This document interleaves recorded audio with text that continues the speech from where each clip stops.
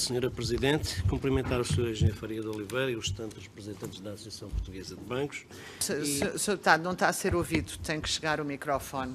Obrigado. Não sei se está bom agora. Portanto, agradecer ao Sr. Engenheiro Faria de Oliveira e aos representantes da Associação Portuguesa de Bancos. E uma primeira palavra para agradecer também os contributos que nos trazem aqui, portanto, e os elementos que nos fornecem, tanto na apresentação, portanto, e nas respostas que nos vão dar também ao fim e ao cabo. A audição da Associação Portuguesa de Bancos e do Banco de Portugal e da Associação das Empresas de Crédito, portanto, sobre o endividamento das famílias, foi suscitada pelo grupo parlamentar do PSD e que foi acompanhada com os restantes grupos parlamentares, porque é matéria da maior sensibilidade, podendo constituir-se como uma vulnerabilidade e condicionante da nossa economia e do nosso sistema financeiro. Portanto, isto foi o que nos levou a colocar este pedido de audições, portanto, sobre a temática do endividamento das famílias. E como lembrou já o Sr. Governador do Banco de Portugal, o endividamento dos particulares não é indiferente para a trajetória de crescimento do produto potencial da economia. Portanto, níveis elevados de endividamento das famílias e dos restantes setores da economia são geralmente associados a um crescimento económico mais lento e mais volátil. Endividamento sustentável, estabilidade financeira e crescimento económico estão associados. Portanto, esta tem que ser a nossa preocupação. Um aumento do endividamento das famílias num quadro de desaceleração da economia, tanto portuguesa como internacional, deve manter-nos alerta. Portanto, e temos de ter em particular atenção à situação dos ciclos económicos, portanto, porque quando estamos a falar agora numa fase de um ciclo económico que atingiu, digamos assim, já eventualmente o ponto ascendente máximo, portanto, comparar a situação de pré-crise não nos parece avisado, tanto mais que comparamos mal com o espaço monetário em que nos inseremos, portanto, a zona euro, e os dados mais recentes mostram que, apesar do endividamento em percentagem do rendimento disponível ter diminuído no terceiro trimestre, o estoque de crédito à habitação ter diminuído, o estoque de crédito total aumentou por via do aumento do crédito ao consumo, que mantém elevadas taxas de crescimento nos novos empréstimos concedidos. Tanto mais que os bancos têm uma elevada exposição no setor dos particulares. Portanto, todos nós sabemos que depois da redução significativa no período 2010-2016, o estoque da dívida das famílias tem permanecido estável, mas estável a um nível muito elevado.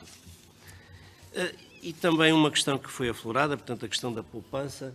Portanto, aquilo que é dito é que a poupança total da economia portuguesa está em níveis bastante inferiores, o que se traduz em necessidades de financiamento significativas. A poupança das famílias voltou a reduzir-se no primeiro semestre de 2018, caindo para níveis historicamente baixos em percentagem do PIB.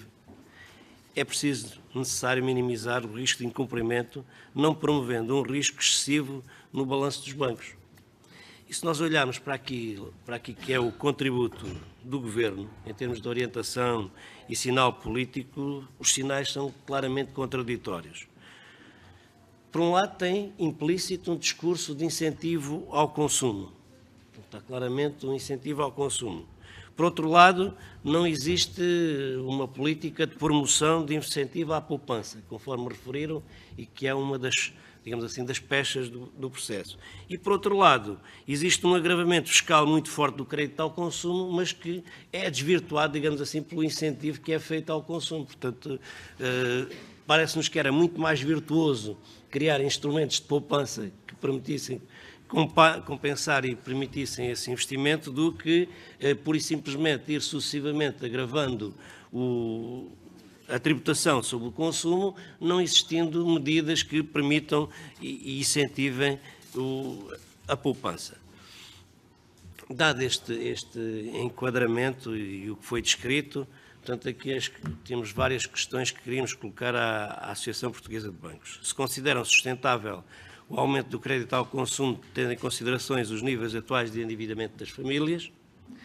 Se considera a Associação Portuguesa de Bancos que a concessão de crédito às famílias por parte da banca tem sido feita de forma consentânea com os princípios da prudência que são exigidos? Se considera a Associação Portuguesa de Bancos que as medidas sob a forma de recomendação macroprudencial definidas pelo Banco de Portugal estão a contribuir para melhorar as práticas de concessão de crédito por parte da banca?